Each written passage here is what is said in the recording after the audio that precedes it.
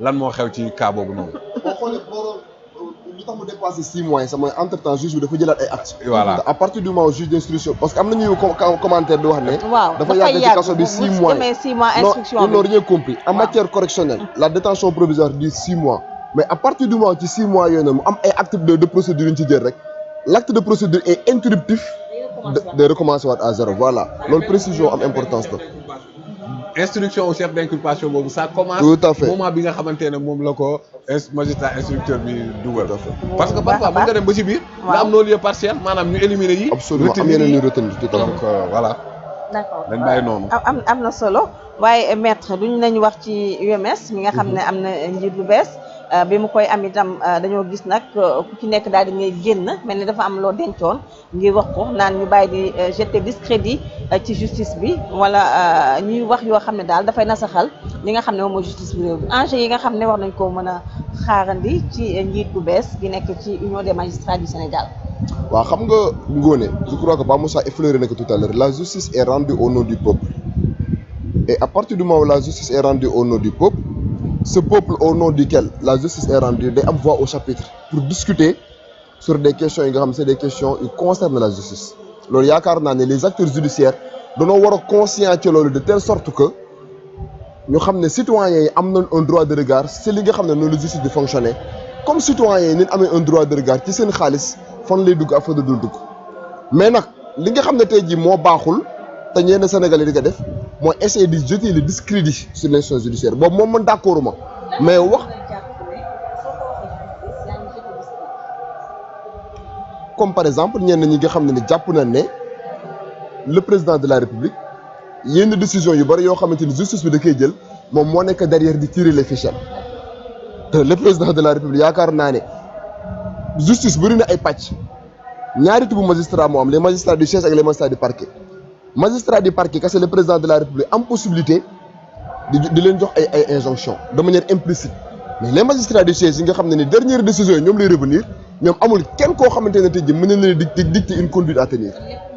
la neex magistrat du siège moom lépp luñ def fi ñu koy wékk mooy c'est la règle de droit. waaw mais les procureurs parfois mën nañoo recevoir des ordres de la chancellerie et même règle boobu noonu ça c'est relative. tey jii da la ñu ne la même si le procureur de la République il reçoit des ordres de la hiérarchie boo ko neexee mën na ne ah man ordre bii ñu ma jox au niveau de la chancellerie wala au niveau du parquet général. man consciencieusement jàpp naa ne bokkul ak li nga xam ne tey jii man noonu laa jàppee ne affaire noonu la war a mën a demee. buy tenir son réquisitoire mu tenir que conformément tey moom ni mu ko jàppee. mu am liberté d'appréciation. parce que même si la plume est serve gars yi tënk na sa loxo nee na la jaaral la fii. la parole est libre bu la neexee mën ngaa def sa réquisitoire comme ni nga ko sentir donc juste pour démontrer que ça soit les magistrats du siège que ça soit les magistrats du parquet amul kenn koo xam ne tey jii yaa leen di jox ay injonctions. maintenant UMS nekk na kuréel goo xamante ne ni kuréel gu am solo la.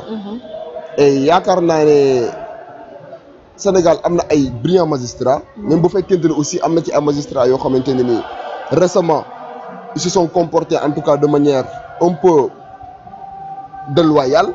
amoon nañ un comportement non orthodoxe ci li nga xam ne tey jii noonu la doon rentrer seen décision loolu aussi yaakaar naa ne citoyens yi am nañ droit bu ñu constaté ne par exemple ah am na ci yenn procédures yoo xamante ne wala am na ci yenn nit ñoo xam ne les tenants du pouvoir actuel. en ont l'illustration la plus parfaite. tey képp ñun ñëpp constaté nañ injustice yi nga xam ne Ousmane Sonko doon na ko dund. il a été jeté en tout cas il a été traîné dans la boue pendant de longues périodes. ci ay affaires yoo xamante ne nii ay injustices flagrantes. donc citoyens yi am nañ un droit de regard am nañ droit ñu wax seen xalaat ci li nga xam ne justice noonu lay doxee donc UMS yaakaar naa ne li nga xam ne moo war a nekk seen chantier mooy lan mooy def de telle sorte que indépendance de la justice bi nga xam ne moom la ñuy xaar ci ñoom loyauté bi nga xam ne moom la ñu war a mën a am bu ñu waxee aussi loyauté bokkul ak li nga xam ne tey jii moom mooy obséquiosité parce que obséquiosité mooy nga nekk sëriñ non waxuñu benn magistrat tey jii nga nekk sëriñ nga nekk taalibe wu Diomaye wala nga nekk taalibe wu Sonko mais loyauté bi nga xam ne amal nañ que le peuple bi nga xam ne tey jii nii décision yi ñuy rendre ci peuple boobu lay delluwaat loolu la ñuy xaar ci ñoom. et yaakaar naa ne bu fekkente ne par exemple statut yi nga xam ne moom moo régir la magistrature ñoom respecté na statut yooyu noonu indépendance bi ci war loyauté bi ci war probité morale et intellectuelle bi ci war yaakaar naa ne critique yu bari yoo xamante ne yenn citoyens ñu ngi koy critiquer peut-être à tort ou à raison mën nañoo nekk en tout cas à l'abri de ces critiques là. et revendication bi nga xam ne yenn magistrats yi ñu ngi koy revendiquer di wax ne wala yenn citoyens yi le président de la République dafa war a génn loxoom ci conseil supérieur de la magistrature man dama bokk ci ñi nga xam dañoo jàpp ne président de la république warul génn ci conseil supérieur de la magistrature parce que bu génnee ci conseil supérieur de la magistrature li nar a am Sénégal mooy ay juges yoo xamante ne tey jii nii kat de par leur plume mën nañoo jël ay décisions yoo xam ne tey jii mën na sànq ay doomu aadama parce que le pouvoir judiciaire c'est pas pour rien constitution du Sénégal à travers son article 91 considéré que comme le gardien des libertés bu fekkente ne par exemple la constitution moom moo ne la justice moom mooy le gardien des libertés décisions yi nga xam ne magistrat yi ñu ngi koy jël war na nekk ay décisions yoo xamante ne ni dañ ko war a jël conformément à la loi comme disait Montesquieu le juge n'est soumis qu'à l'autorité de la loi parce que le juge n'est que la bouche de la loi donc bu fekkente ne par exemple ñoom conscient nañ ci loolu noonu président de la république mën na continuer bañ a def benn influence bi sur le fonctionnement de l'institution judiciaire yaakaar naa ne en tout cas li Sénégalais yi di xaar ci ñoom par rapport à une justice indépendante une justice libre une justice boo xamante ni li ko tax a jóg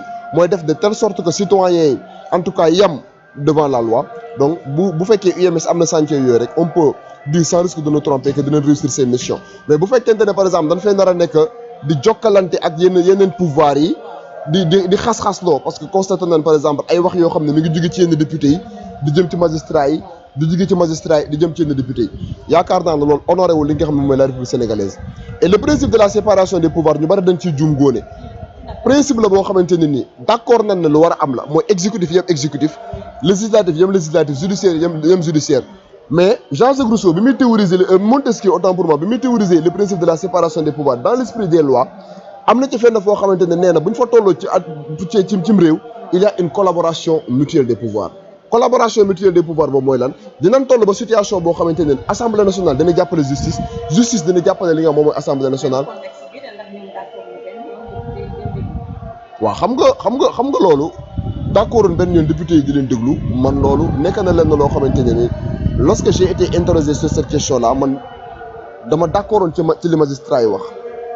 parce que tey dans une république normale qui se respecte ngoone c'est un peu malsain un magistrat bi nga xamante même bu fekkente les magistrats ne sont pas des intouchables comme ni ko ñenn ñi di waxee ñu koy traîner dans la boue ay parlementaires di koy interroger parce que li ma gëm mooy assemblée nationale warul am un pouvoir juridictionnel te donner la possibilité aux parlementaires ñuy interroger parfois ay magistrats sur certaines questions c'est comme si l'assemblée nationale dafa bëgg a adjuger wu un pouvoir juridictionnel boo xam ne.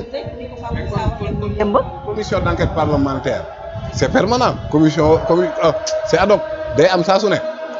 c'est-à-dire man d'accord naa sur le principe de la commission d'enquête parlementaire. waaw bu ñu waree interroger un magistrat sur certaines questions ñu interroger que mu ñëw de manière mu ñëw librement.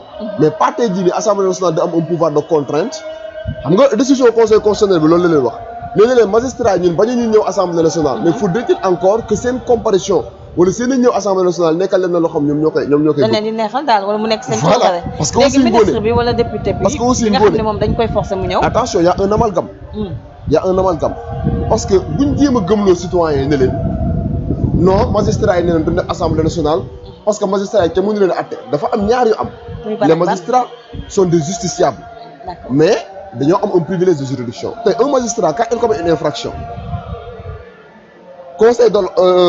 conseil supérieur de la magistrature bu joxee avis mais le procureur général près de la cour suprême day enclencher ay poursuites et le magistrat bu ndee ba war ko àtte il sera jugé devant la cour suprême. nee na mos a gis magistrat bu ñu àtte wala boo xam ne devant la cour suprême waaw oui loolu aussi c'est un fait. dañuy gis ay avocats yu fi nekk yooyu man loolu assemblée acté wu leen. non assemblée pas Moussa xam nga pas Moussa assemblée da leen di woo. waaw pour laaj leen si yenn questions yi. waaw mais man xam nga lan laa bëggul. mu nekk leen loo xam ne assemblée day am un pouvoir de contrainte. wala pouvoir tey jii di imposer les magistrats quoi que ce soit man li ma d'accord mooy magistrats yi mën na noo. rek ah bu bañ a bañ koy contrainte ku ñu woo nga wuyu. non dinañ dem. commission d'enquête parlementaire mën na woo premier ministre. mën na woo ministre. mën na woo DG. tout à fait waaw kon magistrat mooy kan. non c'est-à-dire magistrat bi mën na dem. mais xam nga la comme ni ñee di demee rek. voilà xam nga la mooy problème bi. waaw c'est-à-dire ñoom ñu ci bari dañoo jàpp ne magistrat bi buy ñëw dañ ko war a contraindre manu militaire yi. waaw. alors que loolu d'un point de vue en tout cas de la nomenclature institutionnelle ni mu tëggoo c'est très malsain tey jii un magistrat ay député di ko convoquer ci yenn question yoo xam ne tey jii xam nga. convocation bi la wala refus de convocation moo la déranger. non man convocation bi mën na nekk mais bu nekkee leen na loo xamante ne ni dañ koy forcer. on est d'accord sur ce point. parce que tey jii Pape Moussa yow xam nga suñu parlementaire yi tey un magistrat boo convoqué assemblée nationale mu ñëw. mais ay jokkalante yooyu ay opposition tirée de son côté pouvoir tiré de son côté ñu discuter c'est des questions yoo xam ne c'est des questions sensibles qui concernent la justice.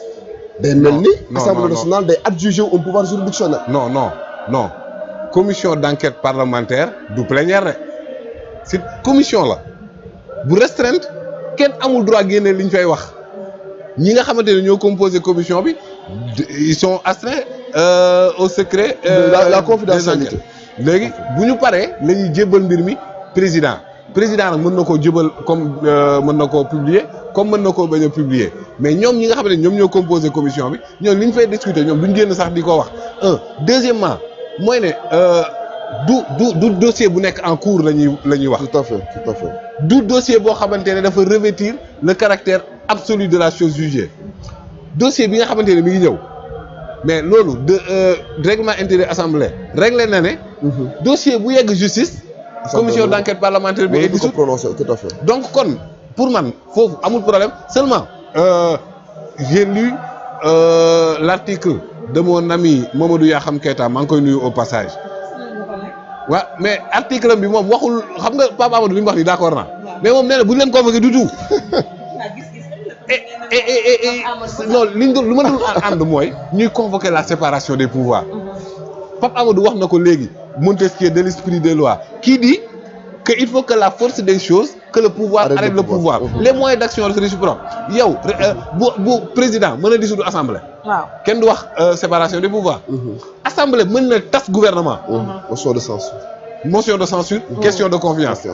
Donc l'assouplissement de la séparation des pouvoirs. mais loolu ce n'est pas une remise en cause. dañ ko assouplir. pour que la force des choses le pouvoir arrête le pouvoir. mais loolu britannique c'est le méthode parlementaire. des britanniques et cetera. absolument mais foofu premier ministre bi daanaka moo yor kii bi yëpp. mais day dem assemblée daaneel ko. d'accord nekk na lu waaye du ñu jeexal. yaa xam ne d'accord bàyyi yaa xam te du ñu ñëw. sama grand la waaye bàyyi ko yaa ngi koy sonal. du ñu jeexal te du ñu wax ci bataaxal bi jóge ci Ousmane Diagne ministre de la justice mi tontu Pape Abdoulaye Touré ginnaaw interpellation bi nga xam ne defoon na ko nee na ko nag jot na ci directeur de cabinet li nga xam ne rek mooy lettre boobule te itam daal dina koy jot mu bokk ci victime yi nga xam ne jotoon nañu am ay jafe-jafe ci manifestation politique yi fi amoon diggante 2021 ak 2024 nee na ko nag daal dina koy adressé au procureur général près de la cour d'appel ngir mu daal di initier ay poursuites relatives aux dits faits ndax xel mën naa dal ci ñi nga xam ne dañoo amoon injustice wala dañ leen torturé woon ak yu ni mel yoon def liggéeyam. waaw effectivement Pape Abdoulaye Touré.